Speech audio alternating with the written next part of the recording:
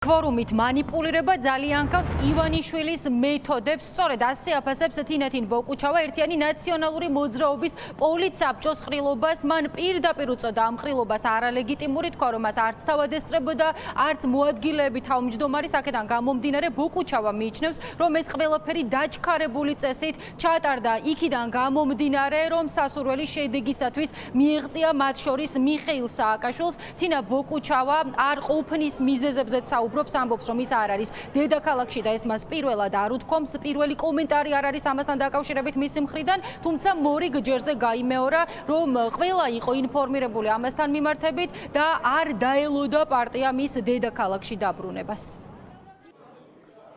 გარდა იმისა რომ გუშინდელ პოლიტიკური საბჭოს ხდომას არ ვესწრებოდი მე და თქვენ აბსოლუტურად სწორად აღნიშნეთ რომ ჯერ კიდევ ყრილობის ჩატარებამდე მე ვასრულებ ერთიანი ნაციონალური მოძრაობის პარტიის თავმჯდომარის მოვალეობას, არ იმყოფებოდა არც ერთი თავმჯდომარის მოადგილე. არ იმყოფებოდნენ ასევე ძალიან მნიშვნელოვანი რეგიონული ლიდერები. გუშინდელ ხდომაზე იმყოფებოდა 40-მდე ადამიანი. რაც ნიშნავს იმაშიც, რომ ეს ხდომა არ იყო ეს ხდომა ნიშნავს, რომ არ იყო საერთოდ უფლებამოსილი. ერთიანი ნაციონალური მოძრაობის პოლიტიკური საბჭო შედგება 130 ადამიანისგან. ყრილობის შედეგი შემდგომ სამართლებრივად უნდა გაფორმდეს და ის რომ გაფორმდეს, ის უნდა იყოს ლეგიტიმური და თუ არალეგიტიმური პოლიცსაბჭოს ხდომის საფუძველზე ხდება ყრილობის მოწვევა, ეს ძალიან დიდი გამოწვევების და ძალიან დიდი საფრთხეების წინასწარ აყენებს პარტიას. მას ვთხოვე, რომ გადმოეგზავნა ჩემთვის შესაბამისი დოკუმენტაცია. სხდომის ოქმი, ისევე როგორც ხელმოწერები, სამწუხაროდ მე ეს დოკუმენტაცია ამ დრომდე არ მიმიღია, უარი მივიღე ჩემს ამ თხოვნაზე და ამ დრომდე ჯერ კიდევ ველოდები, ძალიან დიდი იმედი მაქვს, რომ არანაირ манипуляციას ადგილი არ ექნება, იმიტომ რომ პოსტფაქტუმ ხელმოწერების შეგროვება და იმის მტკიცება თითქოს და ქორუმი სხდომაზე ფიზიკურად არ მყოფი და დისტანციურად ჩართული ადამიანები შედგა, ძალიან გავს იმ ხოცურ მეთოდებს, რომლითაც ივანიშვილი ოპერირებს ბოლო 14 წლის მანძილზე და ჩემთვის გაცილებით უფრო დიდი ინტერესი დევს სასწორზე ჩემი ქვეყნის ეროვნული ინტერესების სახით, ვიდრე ერთი რომელიმე კონკრეტული ვანაბი პოლიტიკოსის ჭყალებში ინტერესი, რომ იჯდეს ფულის წყაროსთან და აკონტროლოს რაღაცა კონკრეტული ინტერესი. ვინც არ უნდა იყოს ის. მაშინ როდესაც თინათინ ბოკუჩავა პოლიცსაბჭოს სხდომის სახელდახელოდ ჩატარებაზე საუბრობს, ორი ადამიანის სახელსა და გვარს ახსენებს, ამბობს რომ სავარაუდოდ პეტრე ცისკარიშვილმა მიიღო მიხეილ სააკაშვილის დავალება, რომ რაც შეიძლება სწრაფად ჩატარებულიყო ეს სხდომა, თუმცა თავად სვამს რიტორიკულ კითხვას და პასუხსაც სცემს, რომ თუ კი ეს დავალება ნამდვილად იყო გაცემული, მაშინ ისე უნდა მოეხდინა ამ ყველაფრის ორგანიზება პასუხისმგებელ პირს, რომ ხელოვნურად კვოტების გაბერვა და ადამიანების მიყვანა და თანაც ისე რომ საკმარისი რაოდენობა არ იყო, აღარ დასჭირებოდათ. სავარაუდოდ ამგვარი დავალება იყო, ხა მე სხვა არ ვიცი, ხა სხვა უბრალოდ საფუძველს ვერ ვპოულობ, რომ პეტრე ცისკარიშვილმა მიიღო დავალება პრეზიდენტის სააკაშვილის მხრიდან, რომ რაც შეიძლება მალე ჩატარებულიყო ყრილობა იმისთვის, რომ ის ცვლილებები განხორციელდეს, რაც მას აქვს დასახული და ხა ეს მისი გადასაწყვეტია, როსო მე ყოველთვის ვამბობდი ხოლმე და ახლაც გავიმეორებ, რატომ განსხვავდები შეიძლება მათ შორის ზოგიერთი სხვა თავმჯდომარისგან ერთიანი ნაციონალური მოძრაობის, რომ დიახ, ეს არის მიშას პარტია, ყოველთვის იყო მიშას პარტია და ყოველთვის იქნება მიშას პარტია, ამიტომ მას აქვს სრული ლეგიტიმური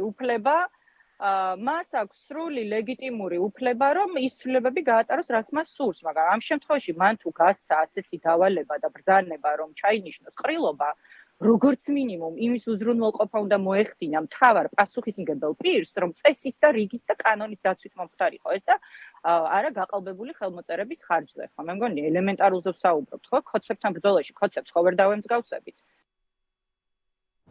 ჩვენ თინათინ ბოკუჩავას კრიტიკის ერთ-ერთ მთავარ ობიექტს პეტრე ცისკარიშვილსაც ვესაუბრეთ, როგორც მან სატელეფონო საუბრისას გვითხრა, ყველაფერი არის ტყუილი, რაც ბოკუჩავამ ამ თემასთან დაკავშირებით თქვა, რაც შეეხება იმას, თუ რატომ არ გადაწია პარტიამ თარიღი იმისა, რომ ჩატარებულიყო პოლიცსაბჭოს სხდომა. ცისკარიშვილი გვეუბნება, რომ არსებობს ვადები, რომელშიც იყო ჩატევა საჭირო და ასევე იმასაც ამბობს, რომ სწორედ თინათინ ბოკუჩავა იყო გათვალისწინებული ამ პროცესში და მისი დედაქალაქში არ ყოფნა მიიღეს მხედველობაში, მაშინ როდესაც ყრილობა ჩაინიშნა 5 აგვისტოს და მისივე ციტირება რომ მოვახდინოთ, სხვები ჩამოვიდნენ რეგიონებიდან და თუ კი სურვილი ჰქონდა ბოკუჩავასაც უნდა შეძლებოდა და ჩამოსულიყო.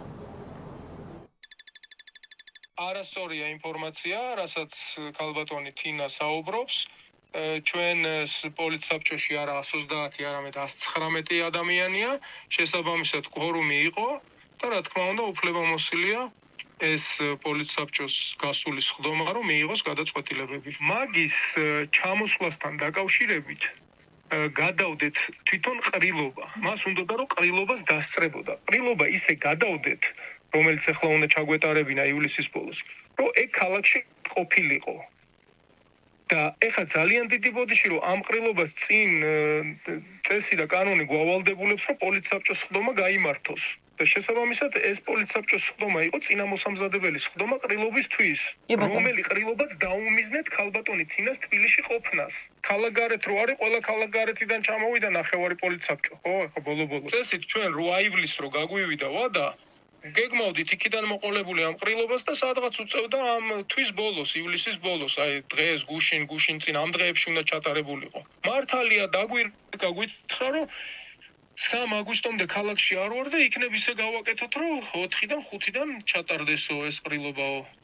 კარგითო დავეთანხმეთ, გადავწიეთ ამ 1 კვირით თუ 10 დღით თუ რამდენითაც გადაიწია და დაველოდეთ და ამ ყრილობას წინასწარო პოლიცსაბჭოს ჩატარება უწევს.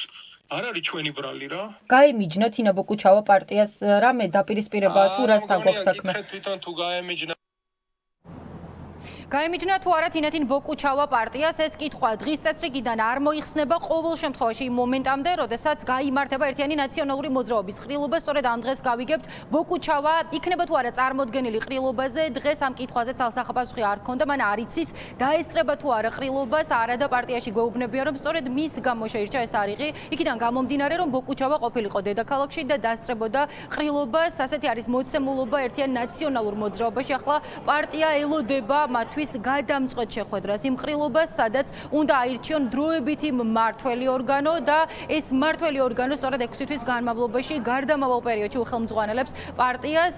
თინათინ ბოკუჩავას კომენტარი ამასთან დაკავშირებით წინა დღეებშიც იყო ცნობილი, მან თავიდანვე გააჟღერა პოზიცია იმასთან მიმართებით, რომ პარტიას მიაწოდა ინფორმაცია დედაქალაქში არ ყოფნასთან დაკავშირებით, თუმცა ერთიანმა ნაციონალურმა მოძრაობამ ეს მოცემულობა მხედველობაში არ მიიღო.